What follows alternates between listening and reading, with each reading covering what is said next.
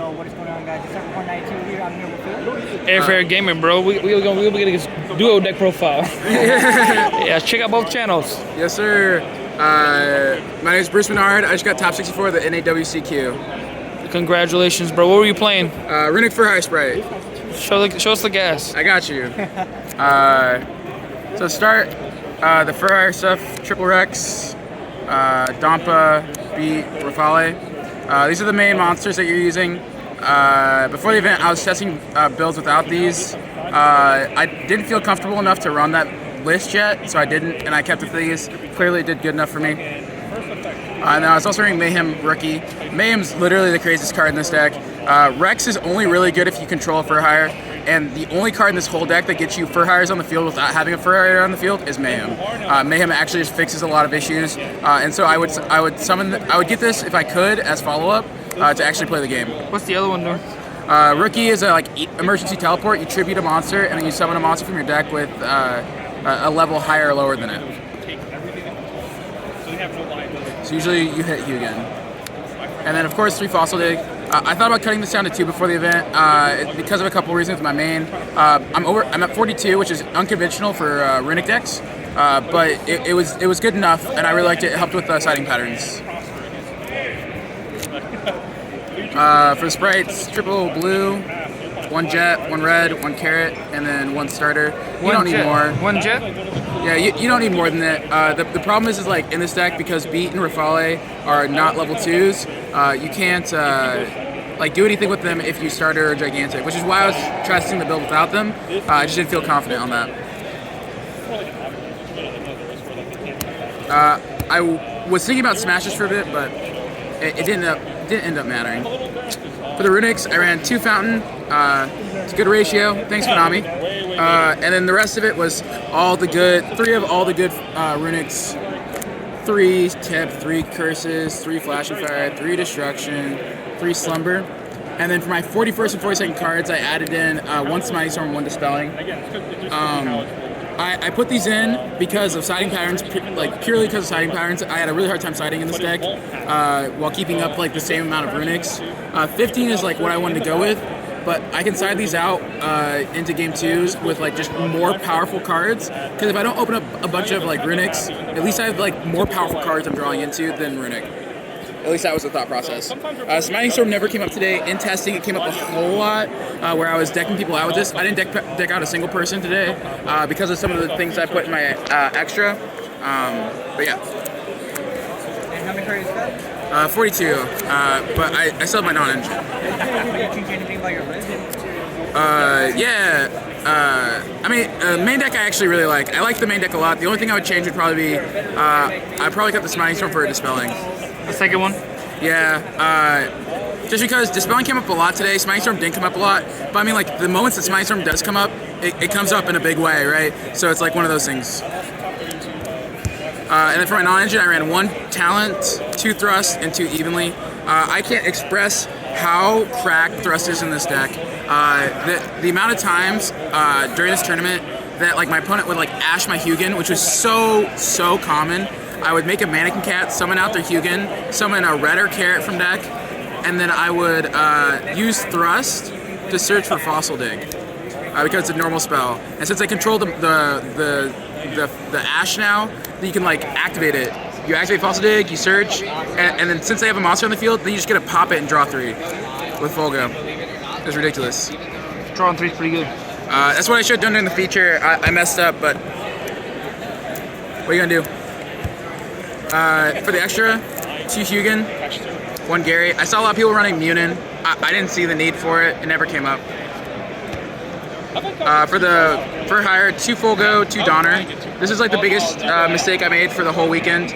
I wish I had played a 3rd Donner. It didn't matter in my top 64 match, clearly, but during the actual Swiss tournament, having a 3rd Donner would have come up a whole bunch, and it would have made my life a lot easier.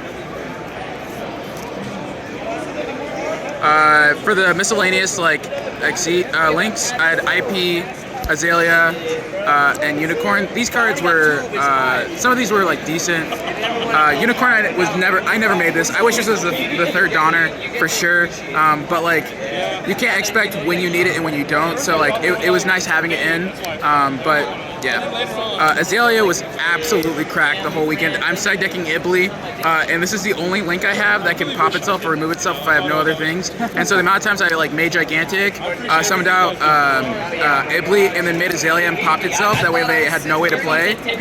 Won me a bunch of matches. And then IP is just like to scare people. I never resolved this the whole weekend, but it was there, and I attributed it off for red and carrot all the time. I was also running 1 Sprint and 1 Gigantic. Sprint was crazy the whole weekend. Donner can just tribute any link. It doesn't have to tribute itself. So when you have Sprint on the field, you can just tribute Sprint to get it out of the extra monster zone. Summon out 2, and then you can summon out like a Runick in the extra monster zone then. It was so good. So 1 Gigantic? Just 1, yeah. You don't need more because most of your cards are higher than level 2, so you don't want to lock yourself. Mannequin Cat, literally the god card all weekend. This card was ridiculous. I thought about running 2 of these cards, but I decided against it. I wish, actually, it didn't come up for 2, but it was just that good. Gin Buster, I made this card a couple times over the weekend. It wasn't really impressive. Most of the time, if I open blue, I could just summon blue, search for red, and then it did the same exact thing as this, and then at the end of it, you would have a red there, which is the same thing as going blue jet, search for starter, and then like lose in time because you activated starter. And if you didn't need it, then you could just overlay the blue and like leftover things to go into Gigantic, and then Gigantic summon out carrot, so you'd have red carrot and Gigantic, and so you could like get both of those negates. And then the sauce was Chaos Angel this weekend. I had never seen a list of Runick Furhire Spright running this card. This card was crazy. I summoned it. You summoned it with Rafale and like any Spright, any of the 4 Sprites.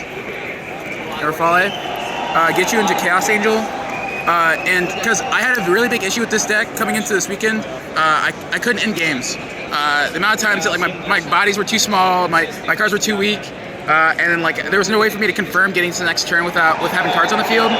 Chaos Angel solved that problem. I could summon it in defense. My cards can't be destroyed by battle. And so I just sit there and I'm like, oh, my cards can't be destroyed by battle. You can attack all you want. I'll take a little bit of damage. I won't activate any Runicks. The next turn, flip everything to attack for game. It happened so many times this weekend. This card put in a shit ton of work. Plus it gets the Banish card on summon, which is also ridiculous. It's another layer of interaction that you didn't have beforehand. Before ending this video, do you want to give any shout outs, by the way? I have so many people that I have to thank and shout out, but big one to Action Sports, #1 Kansas City local. I gotta shout out the home store, of course. Gotta shout out to Shane Jones, Boo, Dan Gallagher over here, all the people that helped me test and kept me pumped up the whole event. I can't thank them enough. And name for deck profile and someone else. Sure, I'm gonna finish up with my side real quick. So I got 3 Ash. I was gonna say side day, bro. 3 Ash, 2 Bell. Coming into this weekend, I was really scared of Branded. I only play against 1, but this was for that matchup. Bell snapped because I did. Yeah, Bell's also really good into Runick. So if I played against any mirrors, I also didn't play any Runick card, any Runick decks. I dodged them all. It was fantastic. And Ash is also really good into Runick, but I decided all these into Lab all the time. These cards were crazy in Lab. And then also I was running 3 Bestials. These cards were crazy. The fact that Rafale is a drag is dumb. Like it's stuff like that. You're just like, okay, I guess. But these cards are crazy. The whole weekend, 2 Curry card. Curry card is crazy. I don't have to explain it. It does too much. Wiz. I sided this because I needed a spell trap negate in the Furhire engine for sure. Nothing about its game life point effect. Chaos Hunter. This card was for cash and for anything that would shift to me like Vanquish Soul, but I never summoned it off of Mannequin Cat. I always drew into it off of like Full Go or like my Runick spells. I would add it to hand and I'd be like, oh, and now I have all these extra cards in my hand. You special summon this, discarding a random like Runick, so that way if there's another Runick engraved for me to shuffle back. And then they were like, oh, I can't banish, and they try to attack and I'd have like Slumber or Flashing Fire or something to save it, and then like they can't play through this. And then the last 3 cards were for like specifically my siding patterns with the 2 extra cards and like the evenlies were 1 Harpies, 1 Ibly, and 1 Daruma.